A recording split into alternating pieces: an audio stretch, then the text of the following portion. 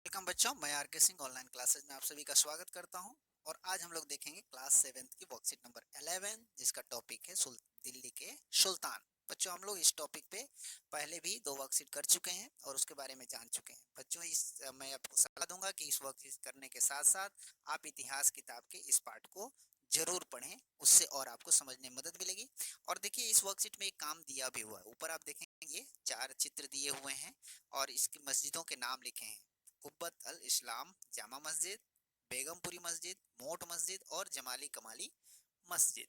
तो इसको आप इन मस्जिदों के बारे में आपको अपने किताब से जानकारी हासिल करनी है। तो आप इसको मैं आप पे छोड़ देता हूं ताकि आप किताबें जरूर पढ़ेंगे और किताब पढ़ करके इन मस्जिदों के बारे में जानकारी हासिल करें कि ये कहाँ पर है और किसने बनाया था और इसकी क्या विशेषताएं हैं। ठीक है, तो आइए हम वर्कशीट के अगले हिस्से में चलते हैं और दिल्ली के सुल्तान के दौरान, सुल्तनत काल के दौरान उस समय की मुख्य चीजों को, विशेषताओं को जानते हैं। ठीक है, तो सबसे पहले हम देखते हैं कि दिल्ली के आरंभिक सुल्तान, विशेषकर इल्तुतमिश, सामंतों और जमींदारों के स्थान पर अपने विशेष गुलामों को सूबेदार नियुक्त करना अधिक पसंद करते थे। गुलाम कौन होते थे? जो उनके अपने अनुयायी होते थे, जिनको उन्होंने जीत लिए होते थे। गुलाम अक्सर क्या होते थे? बहादुर सैनिक होते थे जो युद्ध में हार गए होते थे और उनकी गुलामी स्वीकार कर लेते थे। तो वो क्या करते थे? गुलामों को सूबेदार बना दिया करते थे। इन गुलामों को फारसी में बंदगा कहा जाता था। यानी बंदगा किसको कहा जाता था? गुलामों को कहा जाता था। इन्हें सैनिक सेवा के लिए खरीदा भी जाता था। ये युद्ध में जीते भी जाते थे और इनकी खरीद बिक्री भी होती थी। अब यहाँ देखेंगे कि खलजी और तुगलक शासक बंदगों का इस्तेमाल करते रहे और साथ ही अपने आश्रित निम्न वर्ग के लोगों को भी उच्च राजनीतिक पदों पर बैठाते रहे। ऐसे लोगों को सेनापति और सूबेदार जैसे पद दिए जाते थे। यानी उनके जो लोग थे और गुलाम थे, उनको बड़े बड़े पद दिए जाते थे। गुलाम और आश्रित अपने मालिकों और संरक्षकों के प्रति वफादार रहते थे। ठीक है, मगर उनके उत्तराधिकारियों के प्रति नहीं। मान लो कोई इल्तुतमिश के प्रति वफादार है तो कोई जो नहीं, कि इल्तुतमिश के बाद जो शासक बना, जैसे रजिया सुल्तान बनी थी, तो उसके प्रति भी वफादार रहे, ऐसा कोई जरूरी नहीं था। इसीलिए अक्सर क्या होता था, नए सुल्तानों के अपने नौकर होते थे।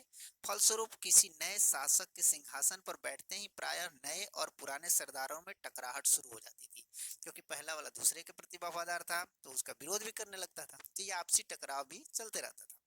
सुल्तानों की तरह खलजी और तुगलक शासकों ने भी सेना नायकों को भिन्न भिन्न आकार के इलाके के सूबेदार के रूप में नियुक्त किया।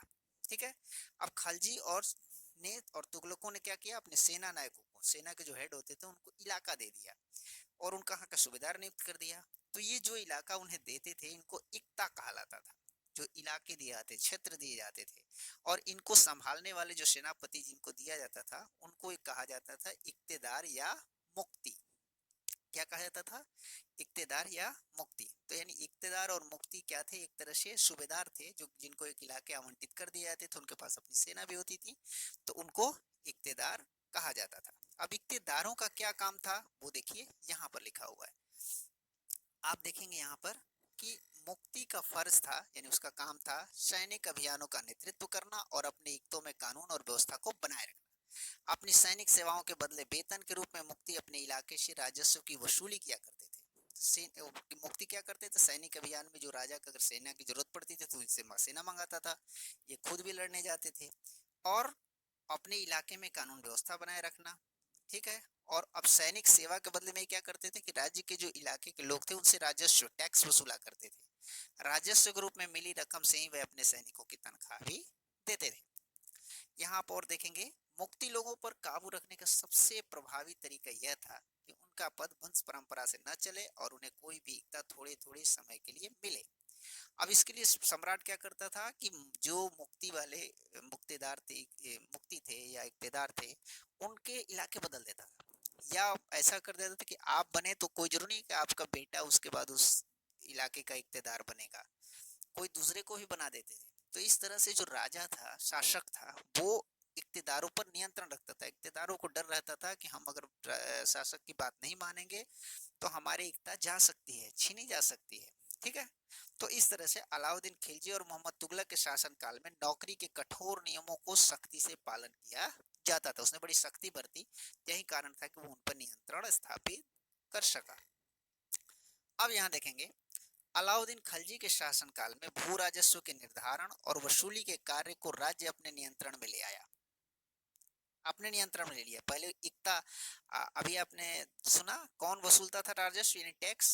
इक्तादार या मुक्ति वसूलते थे, जिनको इक्तादार या मुक्ति दोनों एक ही चीज है, तो वो वसूलते थे। लेकिन अब अलाउद्दीन खिलजी ने क्या किया कि उसको अब डायरेक्ट राज्य के अधीन ला दिया कि राज्य अपने कर्मचारियों से वो वसूलेगा। स्थानीय सामंतों से कर लगाने का अधिकार छीन लिया गया और स्वयं उन्हें कर देने के लिए बाध्य कर दिया गया कि वो अब टैक्स देंगे। उस समय 3 तरह के कर लिए जाते थे। कृषि कर यानी खेती पर कर, जिसको खराज कहा जाता है, ये प्रश्न आता भी है।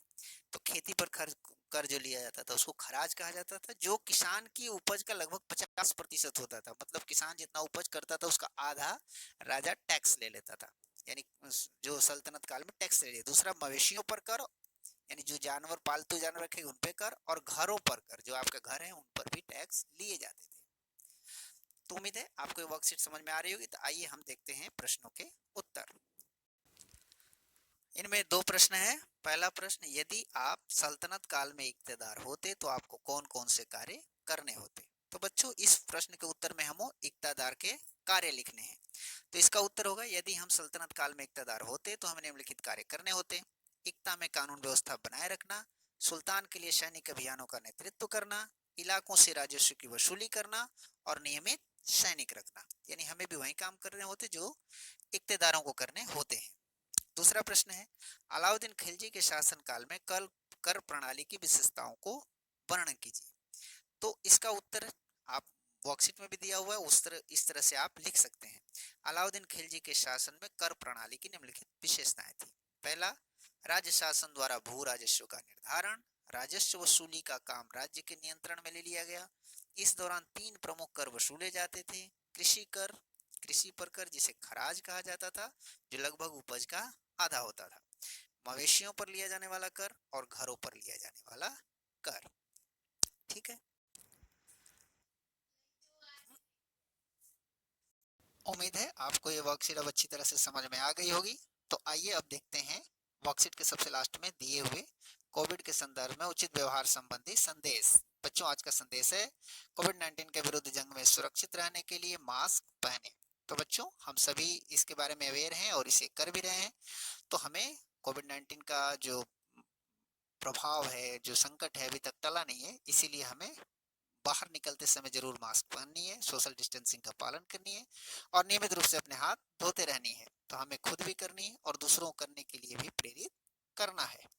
तो उम्मीद है आपको ये वर्कशीट अच्छी तरह से समझ में आ गई होगी। तो चलिए कॉपी कलम निकालिए और इसे पूरा करके अपने सर जी को भेज दीजिए, ताकि वो चेक कर सकें कि आपने कितना कुछ सीखा है। मिलते हैं अगली वर्कशीट में, तब तक के लिए घर पे रहें, स्वस्थ रहें, खुश रहें। धन्यवाद।